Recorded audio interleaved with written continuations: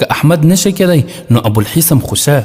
د امام احمد بن حنبل رحمه الله زوی عبدالله وایي د خپل پلار نه مې ډېر ځل واورېدل چې ویل یا الله ابوالحسم وبښه، ای ربه پر ابوالحسم ورحمېږه. ما ورته ویل پلارجانه ابوالحسم څوک دی؟ نو ویل یو کوچی سړی و، ما یې لاسره نه ده لیدلی. په کومه شپه چې زه په زندان کې واچولم او مخکې له دې چې په درو مې ووهي او شکنجه مې کړي، یو سړی وسکونډلم او راته وویل ته احمد بن حنبل یې؟ ومې ویل هو. راته وویل ما پیژنې؟